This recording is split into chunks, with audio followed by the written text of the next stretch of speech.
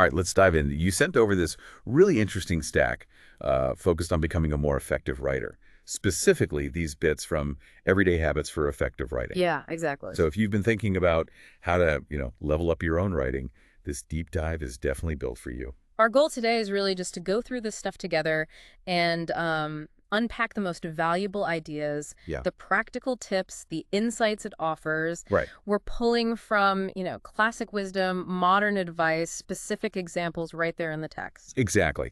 Because as these sources make, incredibly clear right from the start, great writing isn't some kind of mysterious gift, that only a few people get. Mm-hmm. It's much more about building habits, cultivating the right mindset, and just following a solid process. So maybe let's start right there, making writing a fundamental practice. Yeah, that's absolutely the foundation the source material emphasizes.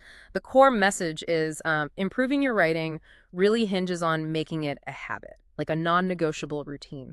They even bring in that Japanese word keito, which means form or routine, just to highlight this idea. There's no magic pill, it's just consistent engagement. And it connects to some pretty famous ideas about, creation. Right. Like that Leonardo da Vinci line, art is never finished, only abandoned. Right. That really speaks to the continuous nature of it, doesn't it? You're never really done. You just kind of decide when to stop for now. It does. And then you've got Mark Twain reminding us, maybe a bit cheekily, that writing is easy. All you have to do is cross out the wrong words. Oh, yeah. If only. Which, despite the humor, it points to the absolute need for editing, that refinement stage. Totally. If only it were always that easy. And they even throw in Hemingway's infamous advice, definitely not recommended, write drunk, edit sober. Right, probably not literal advice. No, but it gets at the different headspaces maybe. For the initial messy creation versus the, clear-eyed critical work of editing. And what's really powerful here, I think, is the emphasis on the thinking before the writing. The source puts it really bluntly. It's not the ink, it's the think. Ah, okay. You have to put in the time, the mental energy to figure out what you want to say before you even worry about the perfect sentence. So the thinking is part of the writing process. Okay. And to build that habit of both thinking and writing, the sources suggest the classic stuff. Read a lot, write a lot. Yeah, establish those regular routines. They even mention people like Ben Franklin in his, famous daily schedule as an example of someone who got the power of structure and habit. And this points to something deeper they mention. Habits are the invisible architecture of everyday life. Ooh, I like that. By consciously building writing into your rhythm, you're not just adding a task, you're building the structure that supports your growth long term. It becomes less about pure willpower, more about routine. Okay, so habit, mindset, that's the foundation. Got it. But who are we doing all this thinking and writing for, according to these sources? What's the ultimate goal? Well, the material frames a writer's goal quite nicely, I thought. It's to understand a little about life and pass it on. Pass it on. It encourages sort of embracing a teaching mindset, sharing insights, contributing something you've learned. I like that framing. Pass it on. But here's where the source immediately pivots, and this feels, absolutely essential. It goes from the writer's goal to this relentless focus on the reader. Yes. It's about reframing everything from the reader's perspective. Asking that classic WIIFT key question, what's in it for them? Exactly. You're not just writing to express yourself. You're writing to serve your reader. And the source gives a great little technique for this, the so what because query. How does that work? So after you state something, you mentally ask so what from the reader's point of view, Sure. and then you have to provide the because, the reason why this actually matters to them. That forces you right into their shoes. Pure reader empathy. The source hammers this home. Relentlessly focus on your customer and see the world through their eyes. It's the difference between, talking at someone and talking with them or to them about something that genuinely affects them. Right. And this connects to a really powerful mindset shift they talk about, moving away from that old always be closing sales thing to always be helping. It's about providing real value, solving problems, building trust because you're useful.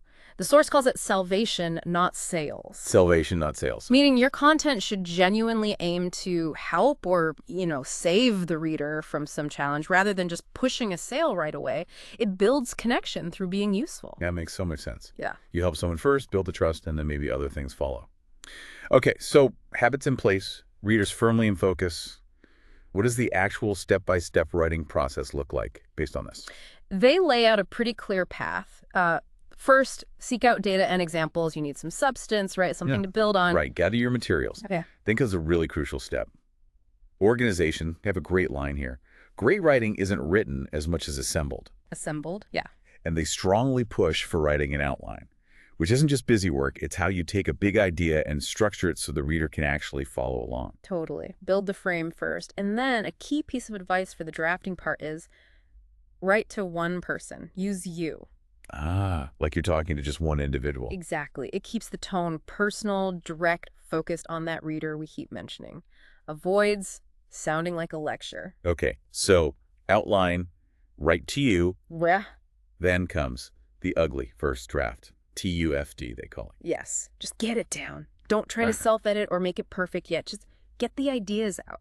Silence that inner critic for a bit. Definitely needed that reminder sometime. Absolutely. The goal is just capturing the ideas in the structure. Okay. Then once you have that messy draft, they stress a critical step. Walk away. Get some distance. Yeah, for a while. Let your brain reset so you can come back with fresh eyes. And then the real craft starts. Rewrite.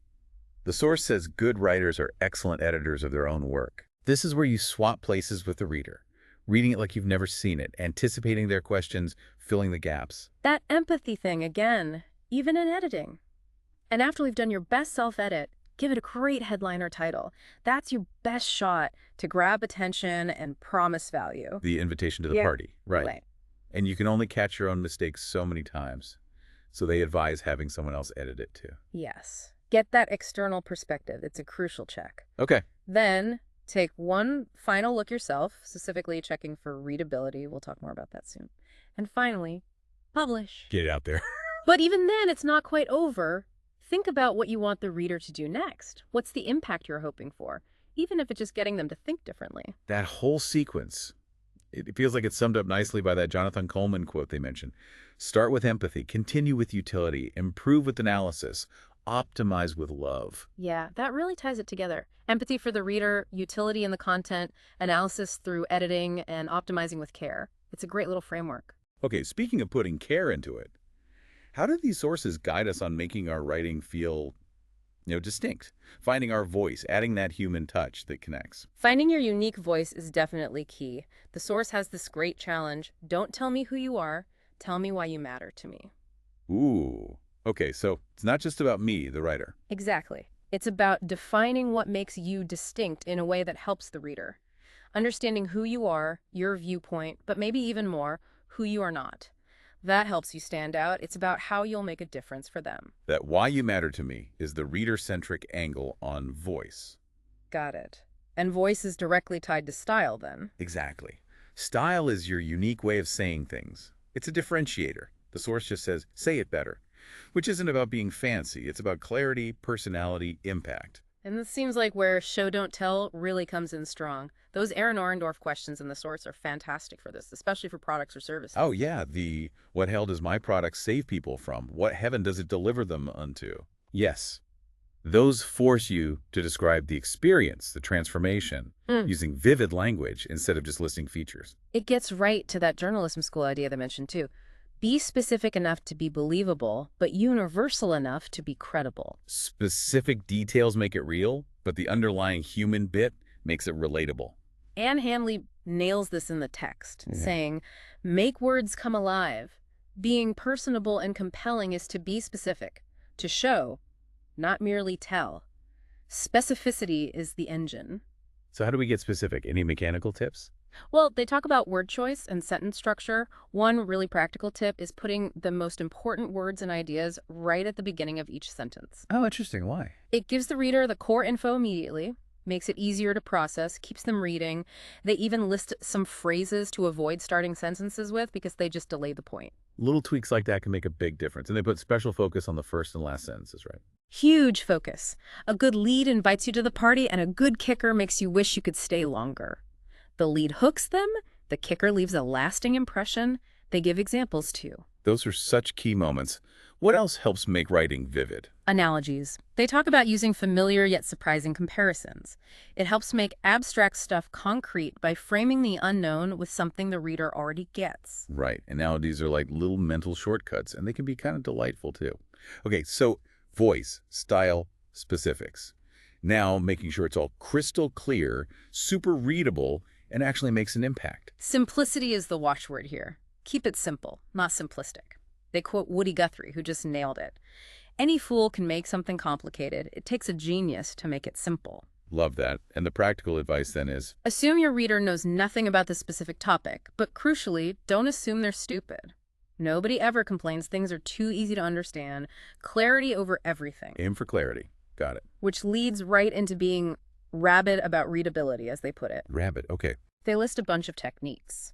Using straightforward words, shorter sentences and paragraphs so you don't overwhelm people.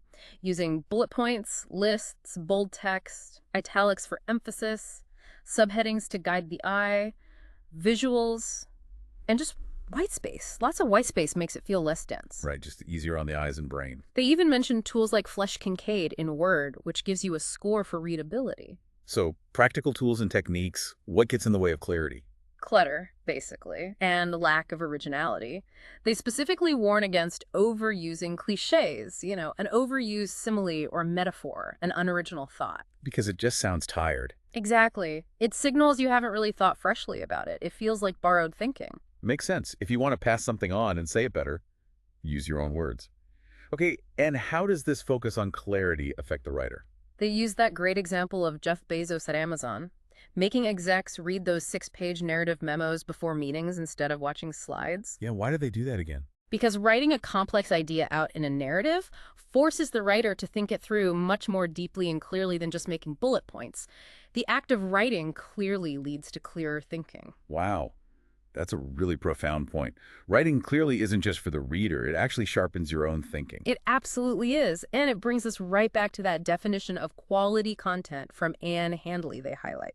Content that's packed with clear utility and is brimming with inspiration and has relentless empathy for the audience. Utility, inspiration, and relentless empathy. That feels like the perfect triad, summing it all up. Yeah, utility means your writing helps readers do something that matters. It shoulders burdens, eases pain, helps decisions, solves problems, genuinely enriches their lives. And empathy, again, that constant focus. See the world through their eyes. Exactly. And while data is great, analytics tell us what people did. They don't tell us why. The why. That's where inspiration and connection come in, often through stories. The source reminds us, share stories, not just stats. And keep the focus on them, the reader, not yourself, to hold their attention. Precisely. Talk about their problems, their goals, their world. Right. And, as you're being helpful, watch the tone. Be helpful without sounding preachy or talking down to them. Wow. Okay, that was quite the journey through these sources. We've really covered a lot. The absolute need for writing as a habit. The foundation. Shifting focus entirely to the reader with empathy and utility. Yeah. Following that structured process. From idea to getting it out there. Honing your voice and style with specifics. Prioritizing clarity and readability. Being rabid about it. And aiming for content that truly serves and inspires. It really underscores that becoming a better writer isn't, a destination or about some innate talent. It's a journey. It takes consistent effort, thinking critically, and really committing to serving your audience. So let's leave you, the listener, with this thought. It comes from that emphasis on writing as an ongoing practice, echoing the Da Vinci quote, "Never finished, only abandoned." This whole process, writing, rewriting, editing it, suggests that effectiveness isn't about hitting some perfect final state. It's more about engaging in this continuous loop of thinking, crafting, refining, iterating. Right, the practice itself. So what does that mindset shift from seeing writing as a finished product to seeing it as an ongoing practice? What does that mean for how you approach your own writing projects right now? Are you aiming for perfect completion, or are you seeing them as chances to practice, to evolve, and just refine your ideas and your craft over time? Something to think about.